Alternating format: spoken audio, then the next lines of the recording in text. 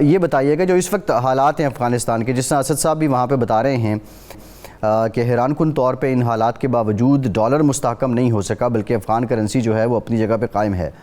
لیکن اگر یہی سلسلہ رہا 3-4 ہفتے کے بعد اوریہ صاحب، آپ کو کیا لگ رہا ہے کہ کیا حالات ہوں گے افغانستان کے؟ دیکھیں، اسد صاحب ہیں کابل میں اور افغانستان کابل نہیں ہے. کابل کے اندر ایک آرٹیفیشل گروتھ ہوئی ہے کچھ عرصے میں، اور ایک خاص قسم کی سوسائٹی بلٹ ہوئی ہے. اس سوسائٹی کو بینکوں کی عادت ہے. پاکستان میں 22 کروڑ میں سے 2 کروڑ 70 لاکھ لوگ ہیں جو بینک جاتے ہیں. کھاتے دار 2 کروڑ 70 لاکھ ہیں. ٹھیک، اس کا مطلب یہ ہے کہ ہمارے ہاں بھی کم از کم 88% لوگ بینک کی شکل نہیں دیکھتے.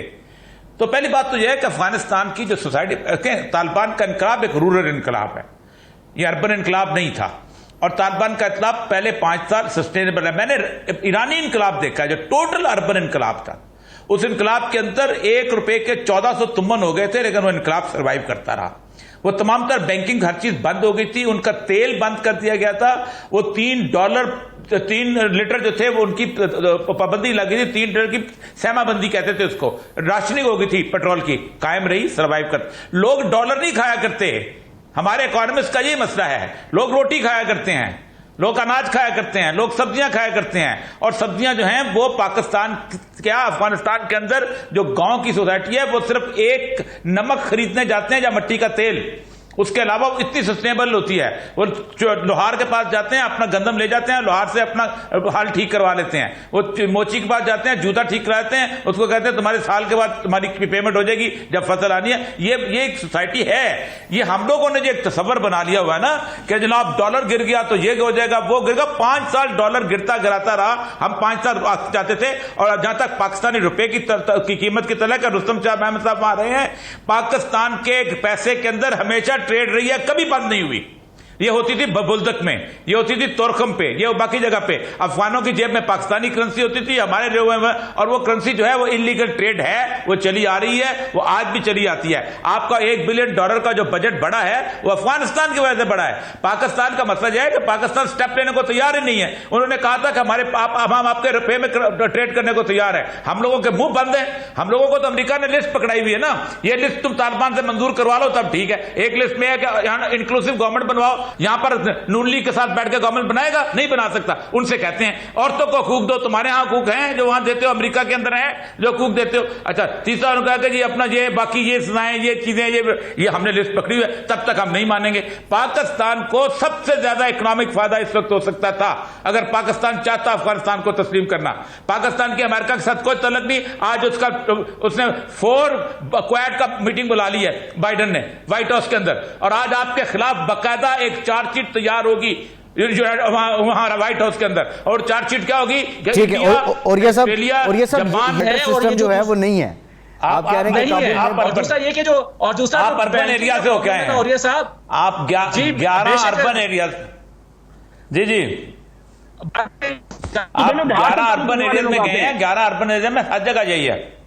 اچھا، اور یہ سر دوسری بات یہ جو بینکوں کا مسئلہ ہے کہ 20,000 کی ٹرانزیکشن ہو سکتی ہے صرف، یہ پورے پاکستان، یہ پورے افغانستان میں لاگو کیا گیا ہے. یہ صرف کابل میں یہ قانون امپلیمنٹ نہیں ہوا. یہ کہیں پر بھی آپ 20,000 ہی نکلوا سکتے ہیں. اور پھر ہرات میں بھی لوگ کاروبار کر رہے ہیں، قندوز میں بھی کاروبار کر رہے ہیں. تو جو 20,000 روپیہ نکلوائے گا وہ کاروبار تو نہیں کر سسکتا. جی بالکل ٹھیک ہے. چلیں اسد صاحب ذرا اوریہ صاحب آپ نے وسیع البنیاد حکومت سے متعلق ایک سٹیٹمنٹ دی تھی. اب جو ترک صدر ہیں رجب طیب اردوان، انہوں نے بھی کہا ہے کہ جو افغانستان میں اس وقت طالبان کی حکومت ہے وہ جامع نہیں ہے. پاکستان بھی وسیع البنیاد حکومت کی بات کر رہا ہے. یورپ سے، مغرب سے بھی یہی آوازیں آ رہی ہیں. رکاوٹ کیا ہے وسیع البنیاد حکومت قائم ہونے میں؟ اور آپ سمجھتے ہیں کہ وسیع البنیاد اگر حکومت قائم نہیں بھی ہوتی تو اس کا چیلنج طالبان کے لیے ہی ہوگا، مزید مسائل بڑھیں گے ان کے لیے؟ 2 کروڑ 70 لاکھ 80 لاکھ ہیں بینک کے کھاتا تھا. یہ آپ کو نظر آتے ہیں. کاغذ چلتا رہتا ہے، یقیناً چلتا رہتا ہے. کاغذ کی کرنسی جب سے بٹن ووڈ ایگریمنٹ آیا وہ یہ رہتی ہے. لیکن ایک بات بتاؤں، جب ہوتی ہے نا صورتحال، میں نے ایران کا انقلاب بڑی کلوزلی دیکھا ہوا ہے. میں وہاں پوسٹڈ رہا ہوں. پوری دنیا ان کے خلاف ہو گئی تھی. کیا بگاڑ لیا ایران کا انہوں نے؟ اور وہ total urban area, 67% urban population. 1 روپے کے 1400 ایرانی تمن آ گئے تھے، لیکن کچھ نہیں ہوا. اور کچھ نہیں تھا، ان کے پاس تو آٹا نہیں تھا. ان کے پاس تو زرعی فصلیں کوئی نہیں تھیں، ان کے پاس تو پھل جو تھے، پستہ تو چارہ رفسنجانی بعد میں جا کے اس نے کہا، ڈرائی فروٹ چند ہوتے تھے، سروائیو کیا. یار وہ کہتے ہیں ہم نے 20 سال اس لیے جنگ نہیں کی کہ ہم تمہاری باتیں مانیں گے.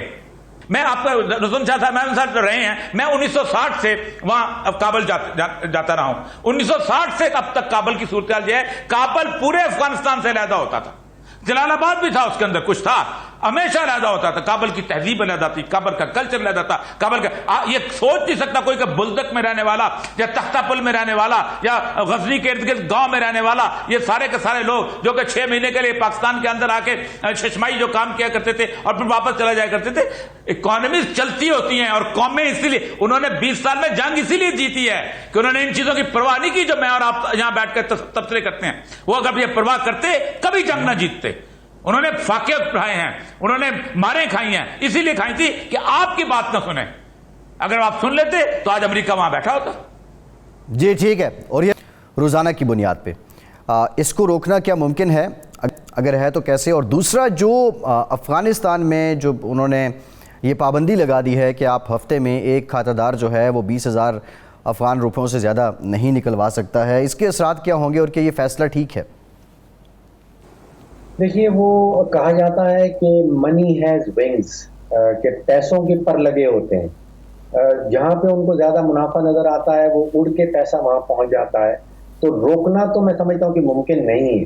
اگر 171 روپے مل رہے ہیں $1 کی ایکس کراچی میں اور پشاور میں وہ کوئی 175 روپے مل جاتے ہیں، تو کراچی سے ڈالر اڑتا ہوا جو ہے وہ پشاور پہنچ جائے گا اور وہاں سے پھر وہ بارڈر کراس کر کے افغانستان پہنچ جائے گا. لیکن یہ کوئی بڑا میجر پرابلم نہیں ہے پاکستان کے لیے. ہمارے ہاں آپ سوچئے کہ کوئی $70 ارب کی امپورٹ ہے، کوئی $30 ارب کی ایکسپورٹ ہے، $100 ارب کی پاکستان کے اندر مارکیٹ ہے. وہاں سے کوئی $5-10 ملین اگر افغانستان چلا جاتا ہے تو کوئی اتنا بڑا ایشو نہیں ہے. بڑا ایشو جو ہے وہ ذرا اس سے مختلف ہے. وہ یہ ہے کہ اگر 90% ابھی جو ورلڈ فوڈ پروگرام والے ہیں وہ یہ کہہ رہے ہیں کہ اگر 3 سے 4 مہینے ایسے ہی افغانستان چلتا رہا تو 3-4 مہینے کے بعد 90% جو افغانستان کی آبادی ہے ان کے پاس خوراک کی قلت ہو جائے گی. اگر وہاں پہ غربت اتنی زیادہ ہو جائے گی، بے روزگاری ہو جائے گی، خوراک کی قلت ہو جائے گی، تو پھر مہاجرین کا جو پرابلم ہے وہ بارڈر کراس کر کے پاکستان آئیں گے، کچھ ایران چلے جائیں گے، تو وہ مہاجرین کو ہم کس طرح سنبھالیں گے؟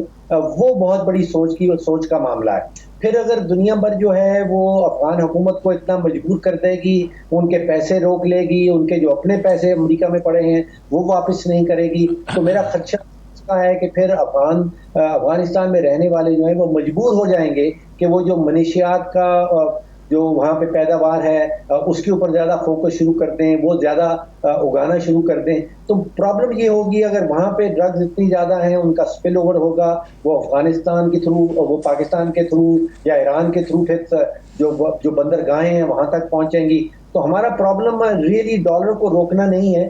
ہمارا پرابلم فیوچر میں یہ آنے والا ہے کہ اگر اتنے حالات خراب ہو جائیں گے افغانستان کے اندر تو مہاجرین کا ایک بہت بڑا آپ سمجھیے کہ ایک لہر ہے جو پاکستان کی طرف اور دوسرے بارڈر جو علاقے ہیں ان کی طرف بڑھنے لگے.